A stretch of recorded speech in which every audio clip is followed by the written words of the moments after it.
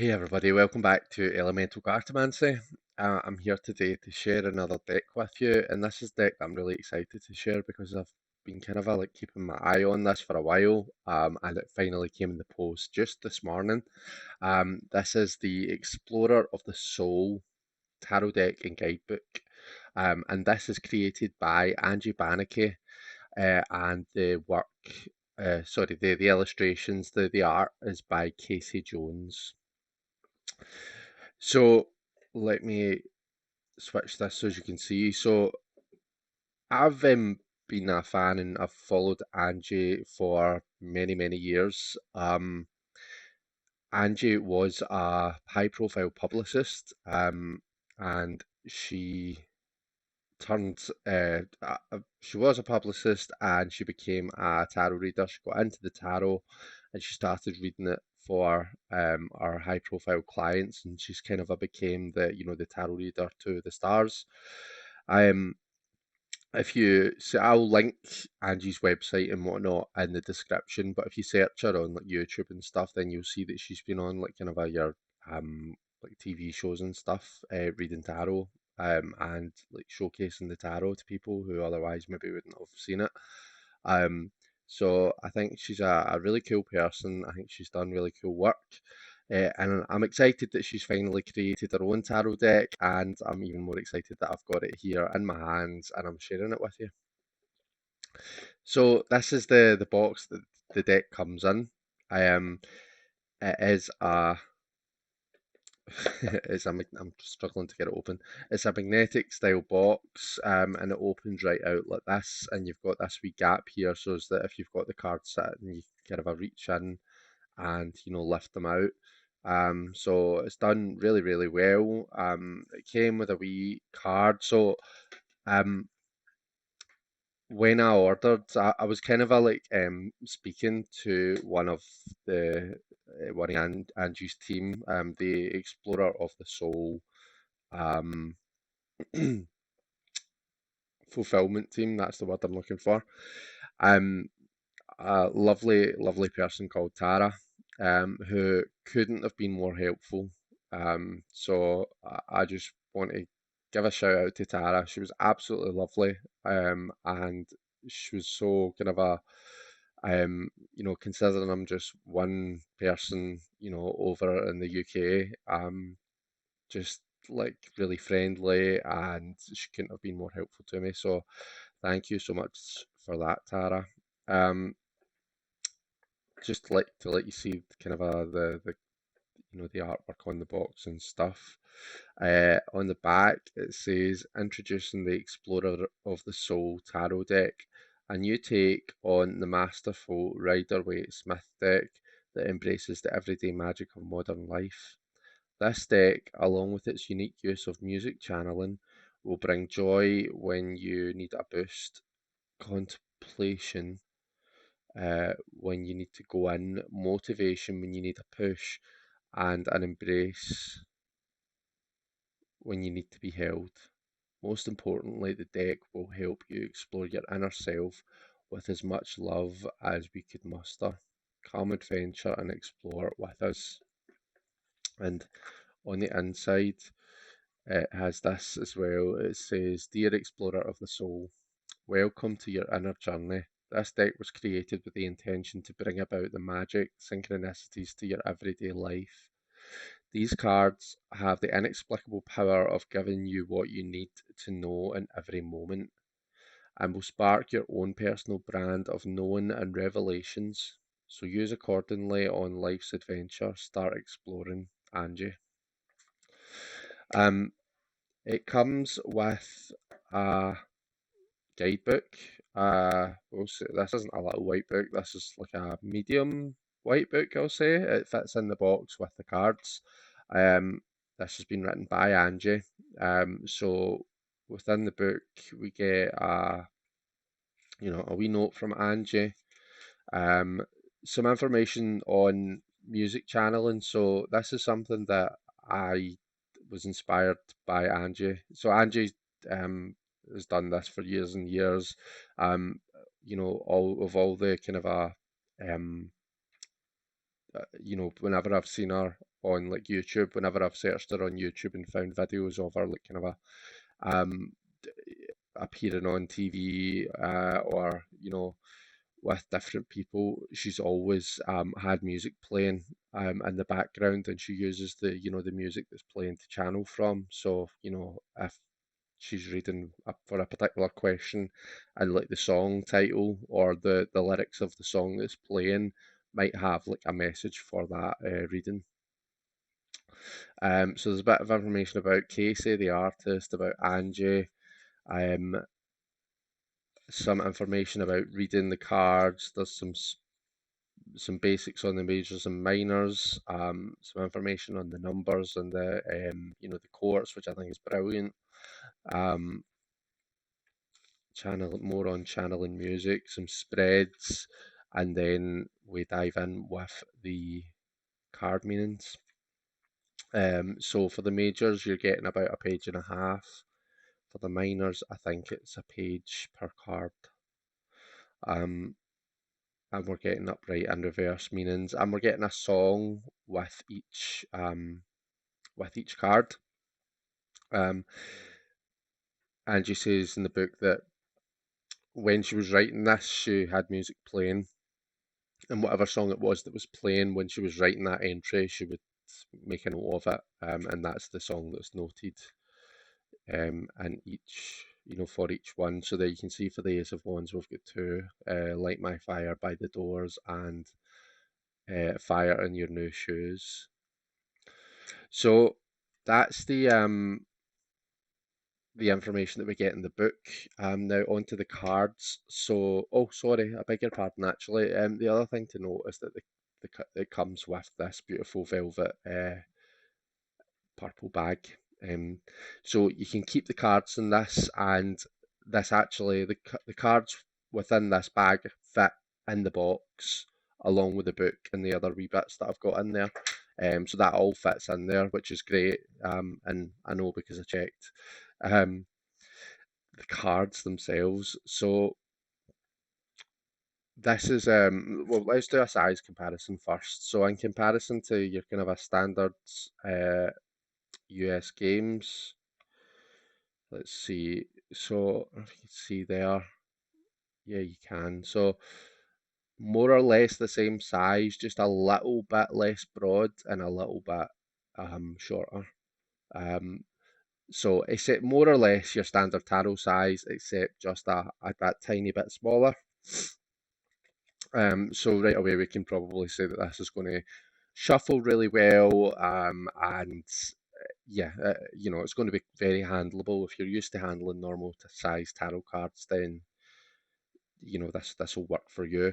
Um, in terms of the edges, we have this gold gilding bit, and the light's not picking it up very well, but it has an iridescent quality to it.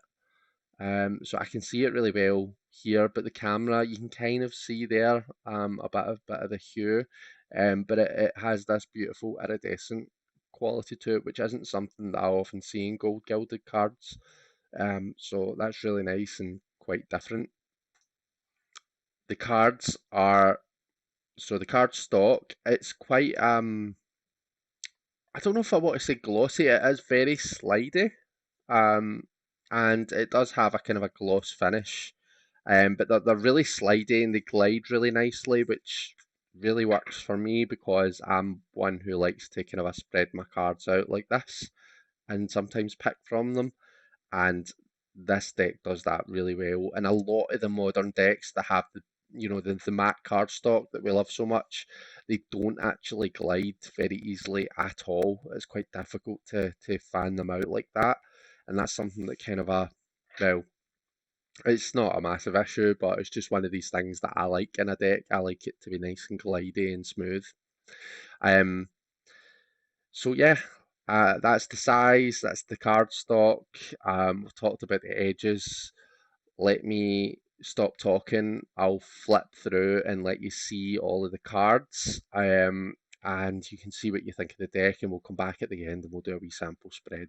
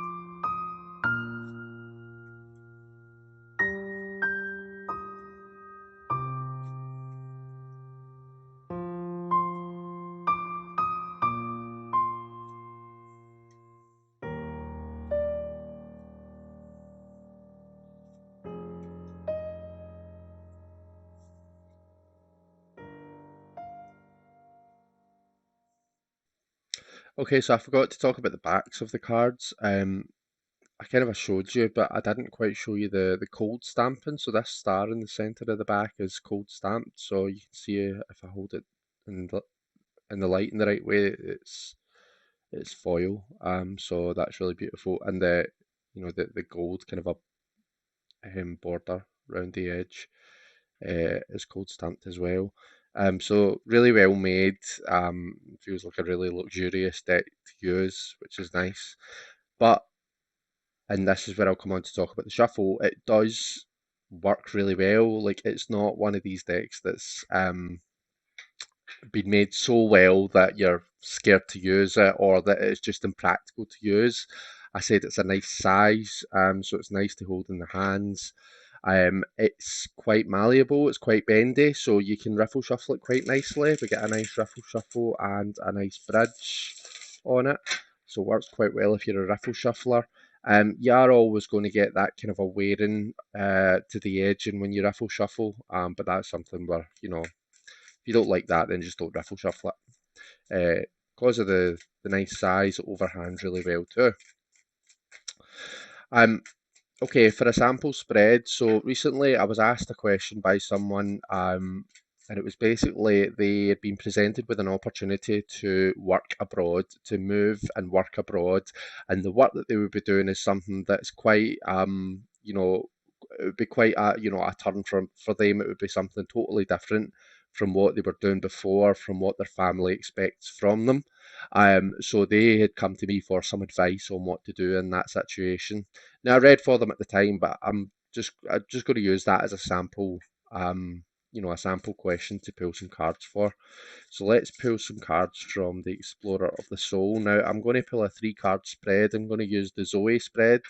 If you've not heard of the Zoe spread, then Google it. It's based on Rachel Pollock's, friend and partner Zoe Matoff, who made this spread up years ago. So the first card is, what's going on. It describes the situation.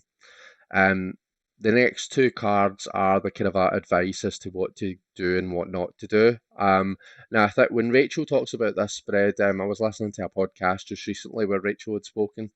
Um, she has don't do this first and then the do this cards next. But when I've read with it, I've always done it as a situation, what to do and what not to do. So I'm going to do it how I'm used to doing it. Otherwise, I'm going to start overthinking it. So what to do and what not to do. Okay. So let's have a look at the situation cards. So the situation card, we've got the 6 of Pentacles, and we see someone who's quite their main concern appears to be the material of the situation. It's about the money. It's do they have enough money to do what it is that they need to do, and basically it's about balancing things out, and that is quite accurate as to how that person was feeling about the situation. Their concern was, is this going to be financially viable? Okay, um, so what's interesting is obviously with the 6 of Pentacles, we don't just think about money for ourselves. We're thinking about paying it forward. We're thinking about money for others, and there's an aspect of am I going to be able to provide for the people that I need to provide for, those people that I'm responsible for. So this isn't just about me. This is about other people as well that I feel responsible for. And again, that is something that person was quite prevalent for that person. So 6 of Pentacles is the general situation. Do this. Okay, so we've got the 10 of Pentacles there coming out. So we see, what appears to be a family unit, and they're kind of like surrounded by their pentacles, so they're protected by them, and it enriches their lives. So the concern around the kind of the finances of the situation, that seems to be, that as much as we're often saying in this line of business, or, it's not about the money, you need to do what makes you happy. Yeah, that's absolutely the case. And the 10 of Pentacles as a card about, being fulfilled and being, just feeling happy and feeling protected, feeling content. But it's not just like kind of in a wishy-washy, oh, I'm just going to like manifest my happiness. Right, okay, well, how are you going to do that? Like, how are you actually going to provide for yourself? We need to actually have a plan in mind, and money is much, love it or hate it, it's what makes the world tick, unfortunately. So it is something that we need to be thinking about. We need to think, am I going to be able to provide for myself? Am I going to be able to provide for my family? Okay, or for to whoever I'm responsible for. Um, so that kind of a line of thinking does seem to be that this is where this person needs to kind of focus their intentions. You could look at this and say, actually, maybe you need to be staying closer to your family. Maybe you need to be close by, or maybe it's just a case of like, follow your dreams and do what makes you feel content, but just kind of make sure that the responsibilities that you have are kind of attended to, they're looked after. What not to do is the Seven of Pentacles. Um, did I shuffle this deck right? Well, I did. I sat and shuffled it. So you know, I think I did a good enough job. But it's funny that we just have three cards so close together. They're in the last like group of five cards in the Pentacles. Um, so the Seven of Pentacles, I'm going to say what not to do is just wait and wait and wait for the decision to make itself. Quite often, the Seven of Pentacles is a card of waiting, waiting for the right time. Um, Now here we do see someone who's, that they've invested their pentacles, and we see that it's kind of a coming back to them.